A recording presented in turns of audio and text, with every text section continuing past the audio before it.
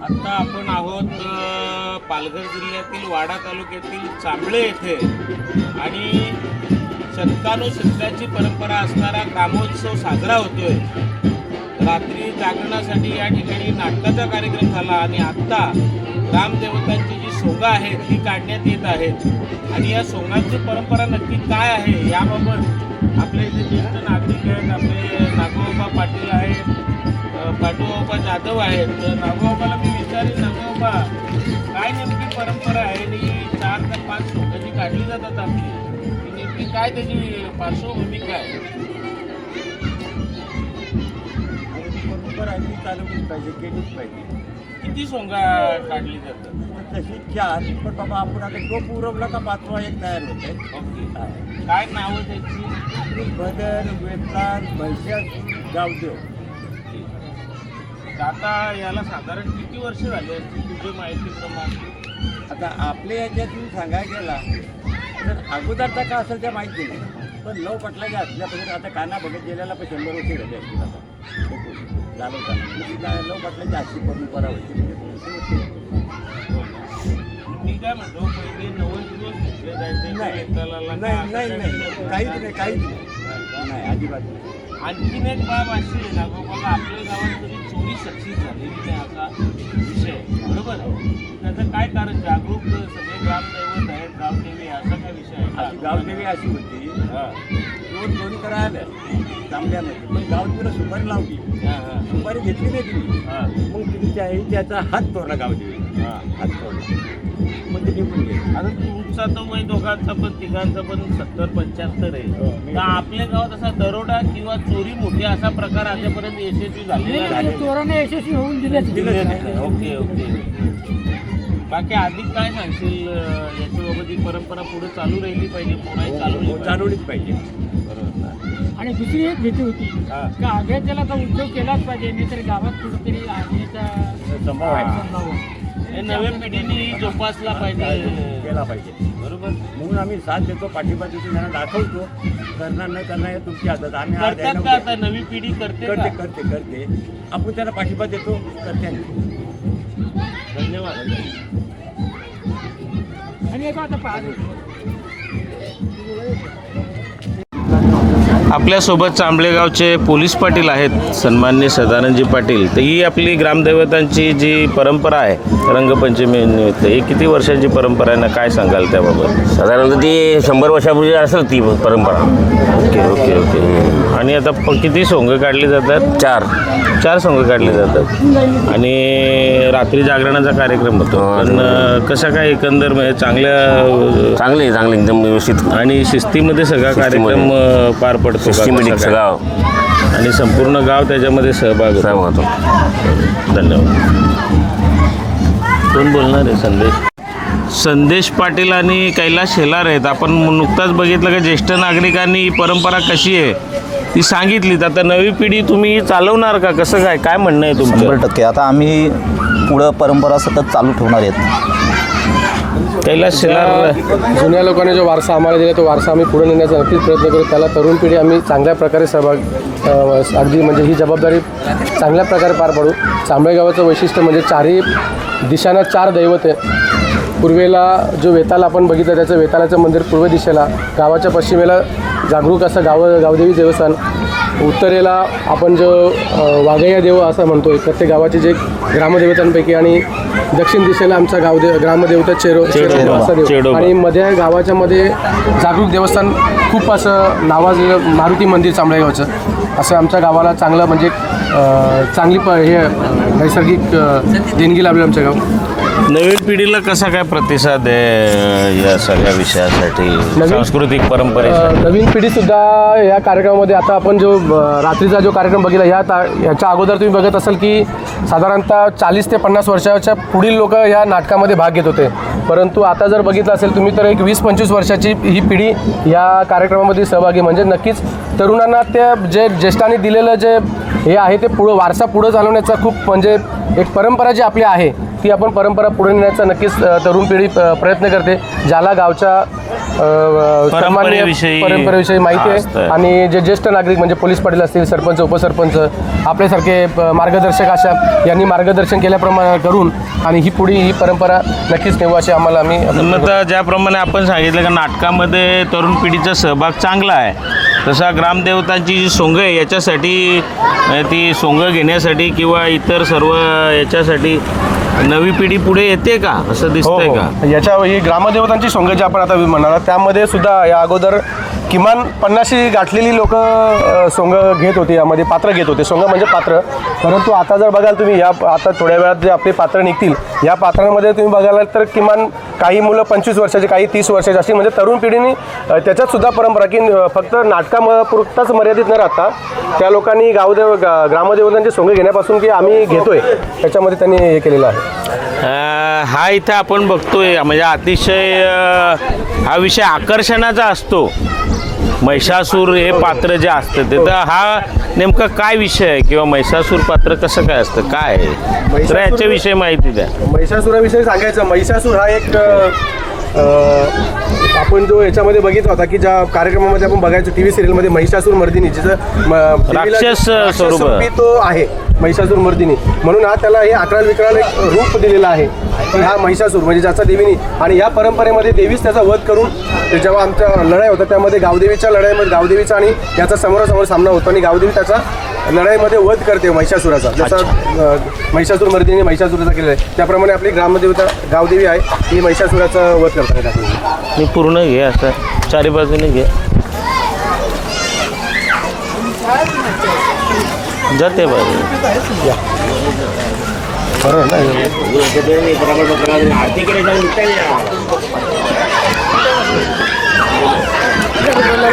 का कोणी काय विषय विचार.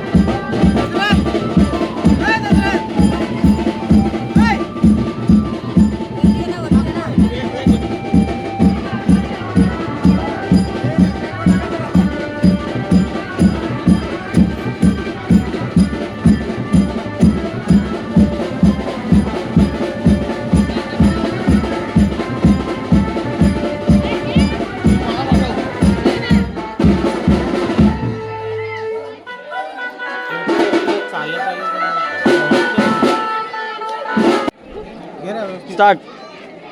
शतकानुशतकेची परंपरा असणारी ही चांबळे गावचा ग्रामोत्सव या ठिकाणी साजरा होतो. रात्री जागरणाच्या निमित्तानं या ठिकाणी नाटकाचा कार्यक्रम पार पडला आणि आत्ता ग्रामदेवतांची सोंगे जी आहेत ती या ठिकाणी पार पडतात. अनेक दशकांची शतकांची याला परंपरा आहे आणि 5 सोंगे या निमित्तानं काढली जातात. आणि आज आपण बघतोय की नवी पिढी सुद्धा यामध्ये सहभागी होताना दिसते.